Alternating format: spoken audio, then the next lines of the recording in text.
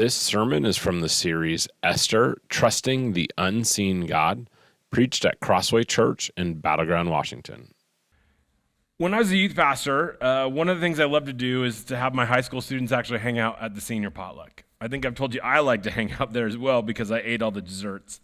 I purposely would sit at the widow's table just so I could have each one of them want me to try their dessert, and they were a lot of fun, to be honest with you.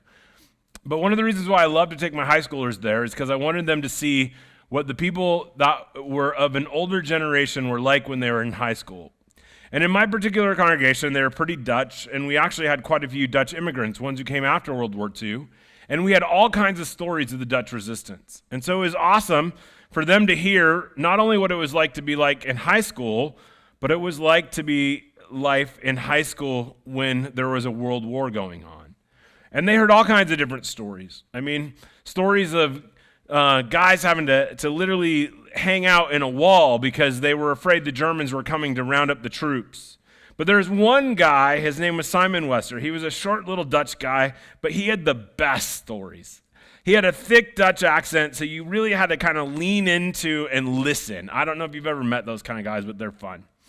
But one day, he would share a story that my pastor would actually often bring him into his high school Sunday school class because he wanted them to think about what it would be like to actually face life and death. And Simon was an active member of the Dutch resistance.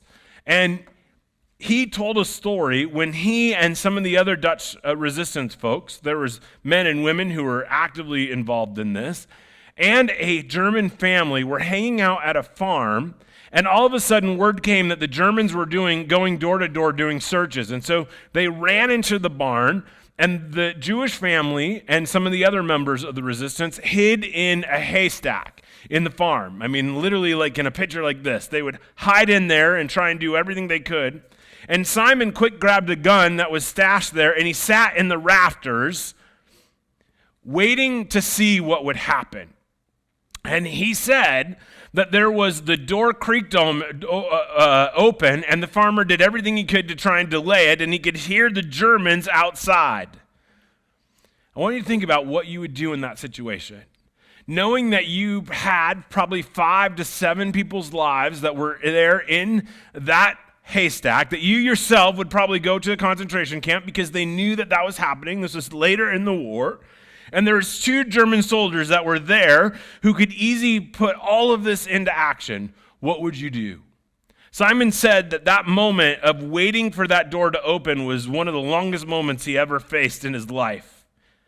Thankfully, the Germans got called away, and he never had to make that life or death situation. Now, he might have had to in other situations. He didn't really tell those stories. This one, he wanted people to think about what would it be like if you faced that.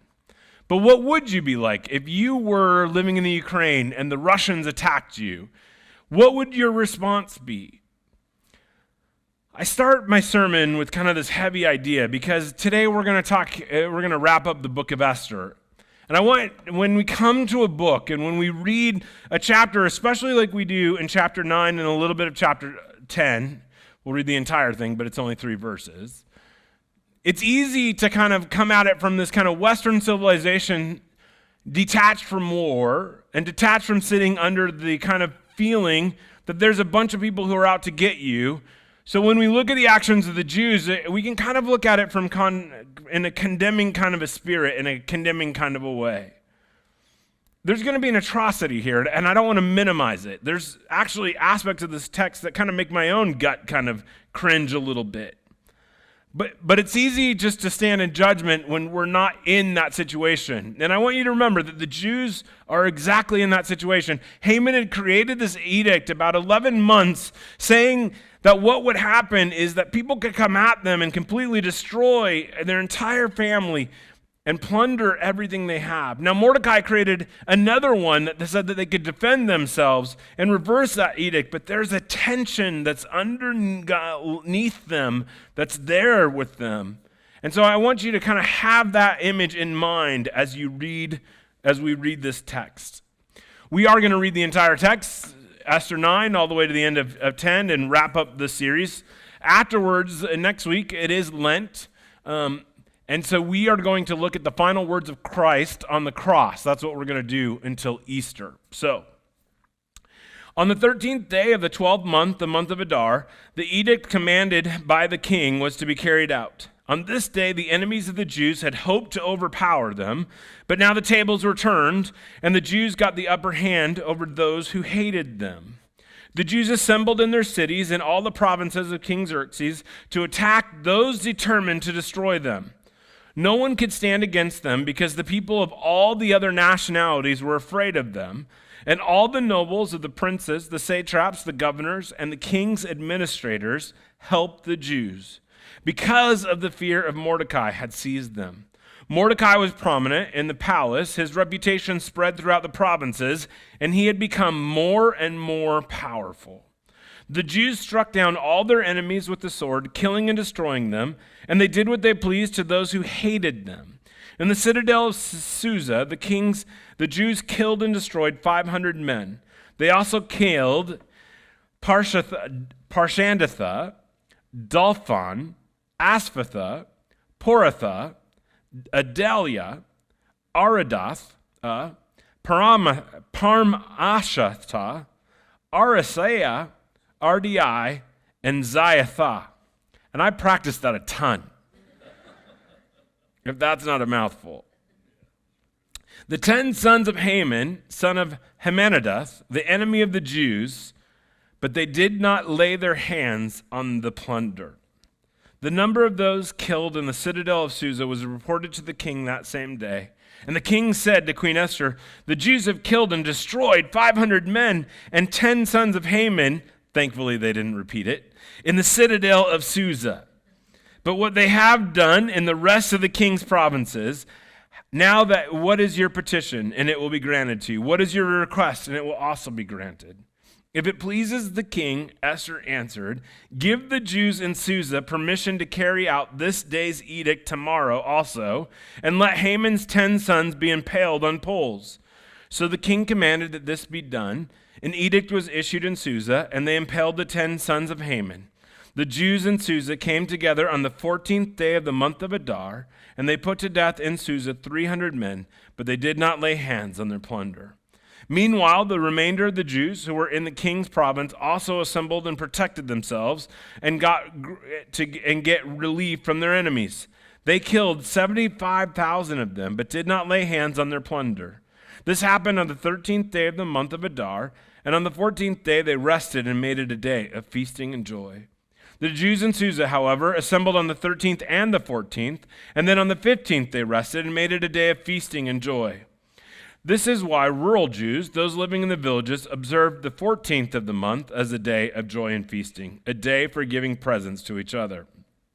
Mordecai recorded these events, and he sent letters to all the Jews throughout the provinces of King Xerxes, near and far, to have them celebrate annually the 14th and the 15th days of the month of Adar, as a time when the Jews got relief from their enemies, and at the month when their sorrow was turned into joy and their mourning into a day of celebration.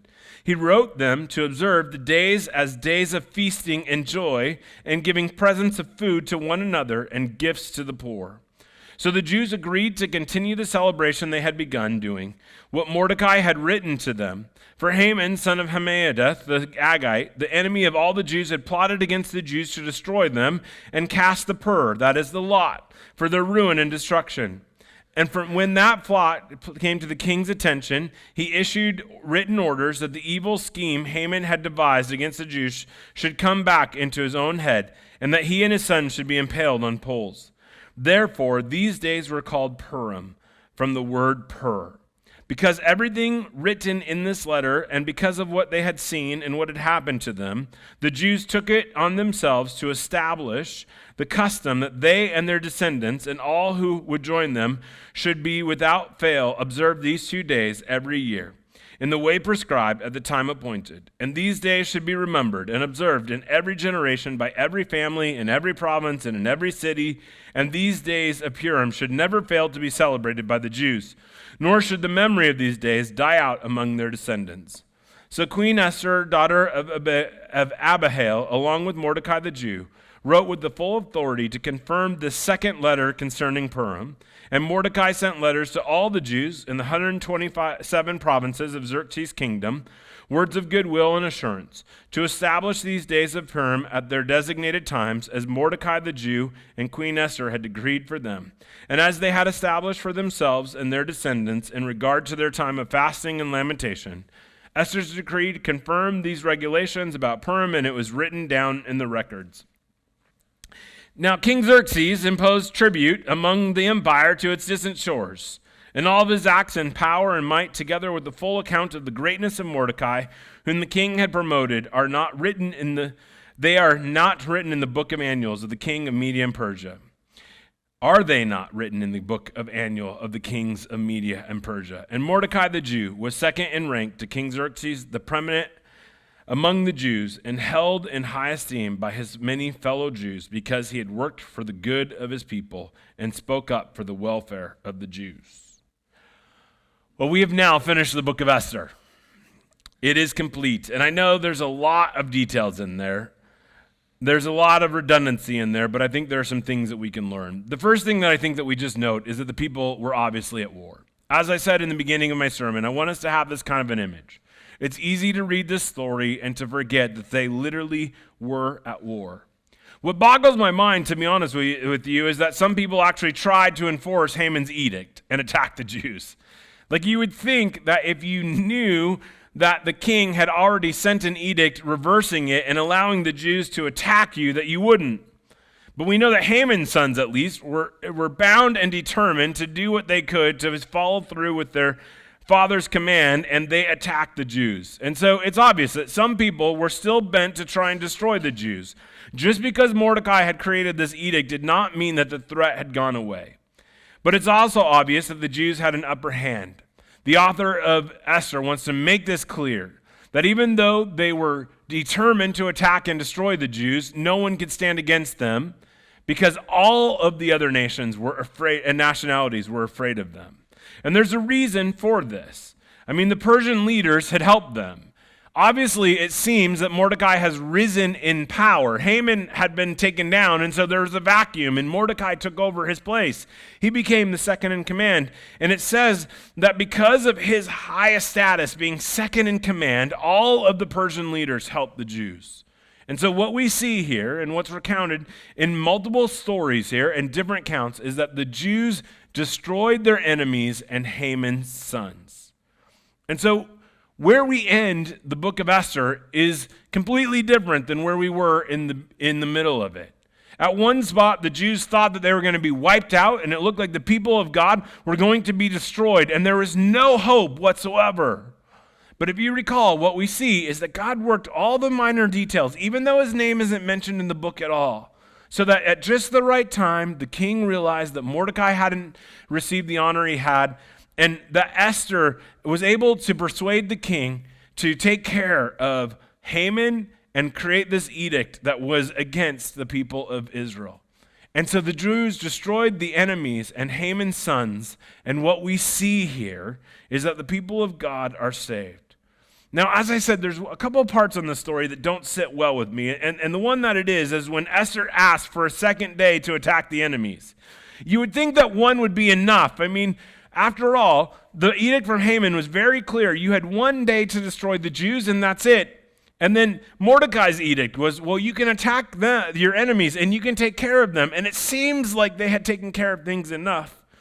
But Esther kind of pushes it. There seems to be a vindictiveness in her, where she even wants the sons of Haman impaled after and hung on poles after they were already killed, to kind of show the entire Persian world, don't mess with the Jews. I don't know what to make of it. It's an ambiguity there. I mean, to be honest with you, some of the commentators say that Esther is there's a bloodthirstiness that they don't like. To me, I think it gives a realistic idea of how power can come to your head. And to me, it's one of those things about the Bible where it adds these details that don't glorify people. They make them real, and the struggles are real. But I could also see where God could use even something like this to make sure that his people were safe and there was nothing that was going to come at them. And maybe that's what God used on that second day to make sure that all of the enemies were taken care of. But it is clear in this text that the Jews treated this as a holy war and did not plunder their enemies. I don't know if you caught it, not once, not twice, but 3 times the author of Esther is meant to make sure that the Hebrews, the Jewish people, did not plunder their enemies. Now, if you remember, Mordecai's edict allowed them to plunder because it reversed Haman's text. Mordecai basically took what Haman said and then said, okay, the Jews in that were the victims, now they're the victors, and so he copied it word for word. And so he allowed the plunder. But the Jews knew that throughout the Old Testament, when God was either sparing them from the Israelites or from Egypt and redeeming them from Egypt, or when he was allowing the Israelites to go into the promised land, even things like when he defeated the city of Jericho and he did this mighty thing, he said, do not take the plunder. Matter of fact, Achan, when he did this, messed up the next battle because he failed to listen to the command of God. And we see that the Lord's anger burned against Israel. And so the people of Israel didn't just view this as an individual thing. They didn't view this as an opportunity for them to protect their families. They didn't see it as an opportunity for them to get rich. Rather, what they saw was this was a provision of God, just like all the other provisions that God had provided throughout the Old Testament. And so even though they had every right to plunder according to the Persian laws, they obeyed God's laws, and they obeyed the commands of the Old Testament.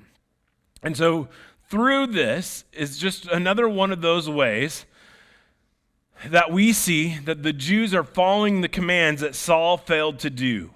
If you remember in this situation, we said that it's been weird here in the beginning of Esther 2 that Haman is brought up as an Agagite, and we see that it was Mordecai was brought as a descendant of Saul. And it goes way back to 1 Samuel 15, where the Lord said, hey, wipe out this nation because they have done terrible things against the people, and do not take any plunder.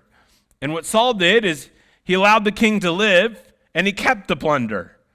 And when Samuel called that on him, he said, well, I was going to sacrifice it to the Lord. And Samuel said, that's not the way it works. You follow my commands the way that I'm seeing.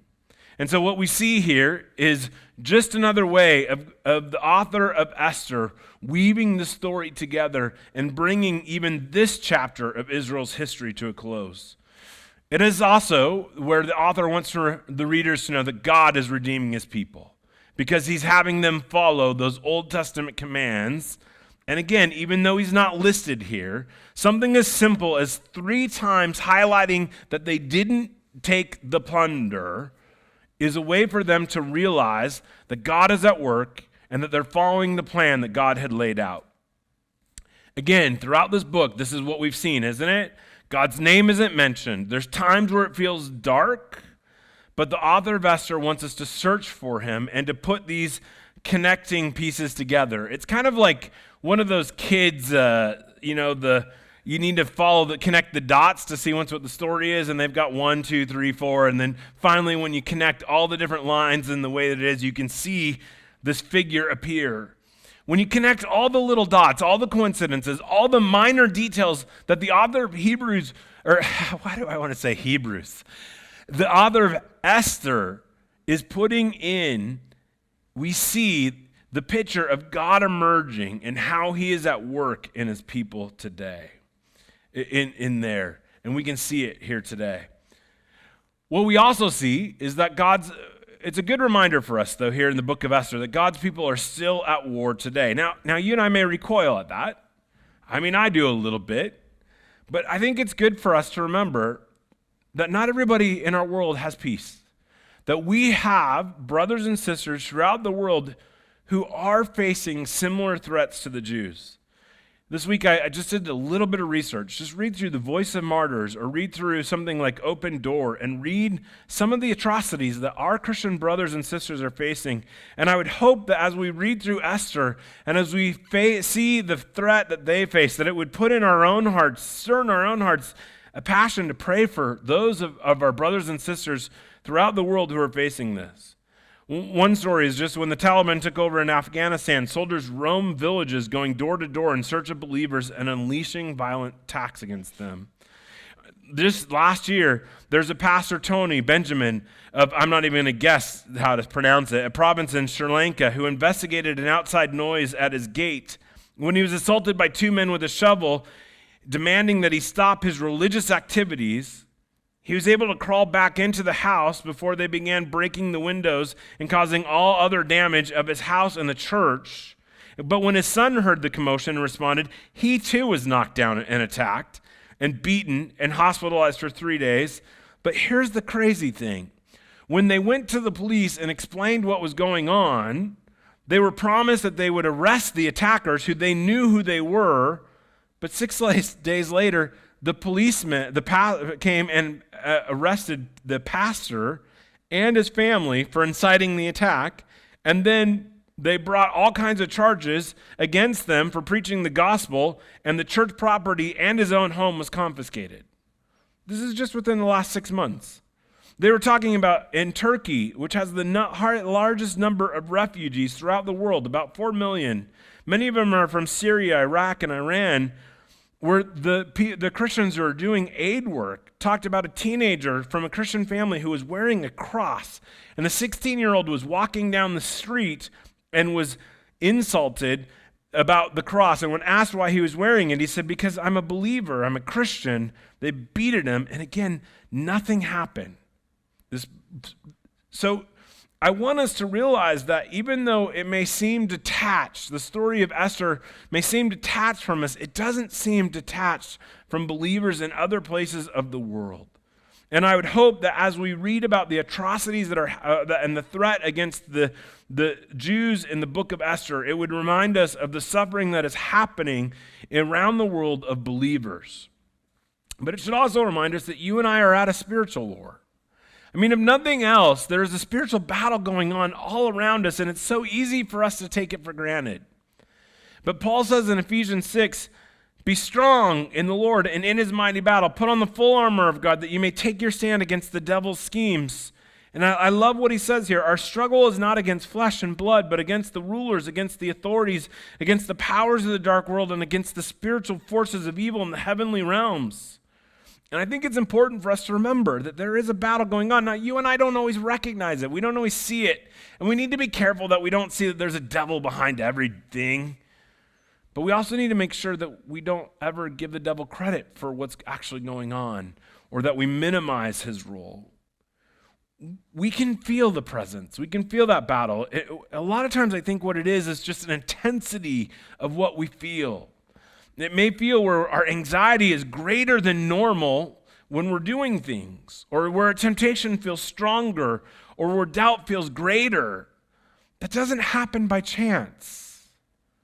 There's a spiritual battle going on, and we need to recognize it as well. And so even reading through the story of the Jews defeating the enemies of God should remind us that we are in a battle here. But it should also remind us that we get to celebrate the victory just as the Jews did as well. One of the things that the book of Esther ends with is that the people of Israel were celebrating God's victory. I mean, that's really what the second half of chapter 9 is all about, isn't it? I mean, you can imagine living under the stress. I mean, I'm a World War II buff, okay? And I'm also Dutch. So, I pay attention to all that realm. I mean, Band of Brothers, I watched that miniseries probably 20 times. I didn't have TV back then, so I watched every episode. I could tell you almost still 20 years later what happened. But one of the things I loved about World War II and watching it is just these cities in Holland and France and Belgium erupt when the people came. You know, I mean, there was so much joy and there's so much excitement that happened when they were liberated. And so we can see why the Jews were overjoyed, because they had been facing this threat for months. And now, finally, their salvation, their redemption came. And so we see that there's a spontaneous celebrating of joy and feasting. We see it happens in the rural areas first, and then in Susa after the second day, that edict that Esther is able to have. And then what we see here is that Mordecai, and I should say Esther as well because she's listed there, created Purim. It's a day to remember God's celebration. And we see at the end of this chapter of all the ways that they're supposed to go through it. And if you know anybody who's Jewish, you'll know that Purim is still celebrated today. Matter of fact, you'll see that what they do is they read through the entire book of Esther in one sitting, and it's this interactive thing where the kids boo when Haman comes on the scene, and they have these clappers, and they make noise like this when Mordecai comes in. And all of it is to remind the people of Israel, the Jewish people, that there was a dark time when it looked like God wasn't going to save them, but God saved his people. And even though God's name is never mentioned in the book, what they want them to remind themselves of and what they want to remember is that God was faithful to his covenant promises. That even though it looked dark and even though it looked bleak, he came and he saved them. This is an amazing thing. Now, I do think it's interesting that the end of the book of Esther talks about Persia going back to normal. And what does it say? The first thing, well, King Xerxes decided he's going to impose some more taxes. But it talks about how everything kind of got back to normal. The king imposed the taxes. Mordecai contained his reign, and he was famous. But what we see is that after the Jews got their deliverance from their enemies, things returned back to normal. But I think the book of Esther should also remind us the importance of celebrating. We need to remember and celebrate God's victory. Christ has defeated sin and death on the cross. And we are in the season of Lent, and we will go through the final words of Christ, and we will focus on the actions of Christ. And it's in those moments that we know that Christ has defeated sin and death. Now, we know that he hasn't come back again yet to where he's going to usher in the ultimate defeat of his enemies. But that initial victory, that initial defeat is there. And so we can celebrate that. It's one of the reasons why I love it that here at Crossway we celebrate communion every week, because that is what we are commanded to do. There's nothing against churches that don't do that. I grew up in a church that did it once a month or once a quarter. But I do think it's important for us, whether we celebrate communion weekly, that we find those ways that we can remember what God has done and is doing in our lives. Because it's so easy for us to get caught up in the minutia of our days and the things that weigh us down, that we forget that main point, that we once were lost and our lives seemed dark and sin and death overwhelmed us. But because of the work of the Holy Spirit in our lives, he opened up us to his truth, and we put our hope and trust in Jesus. And because of that, we don't have to fear sin and death because Christ has already defeated it. We don't have to fear the things that come into our lives. We don't have to be afraid of them because we know that even when it doesn't seem like God is at work, God is. He's driving our lives and all of history, and his plan of redemption will come to fulfillment. And so, even though we haven't seen the end, we aren't living in Esther 9 at the end or 10, we can celebrate because we know that what Christ accomplished on the cross initiated God's plan of redemption, and God is faithful, and he will see it to its final completion when Christ comes back again. Let's pray. You have just watched a sermon from Crossway Church in Battleground, Washington. We hope that you enjoyed it, and we'd love to have you come join us for a worship service on Sunday at 10 a.m. at 311 North Parkway Avenue in Battleground, Washington. If you'd like to find more information about us online, you can find it at crosswaychurchwa.com.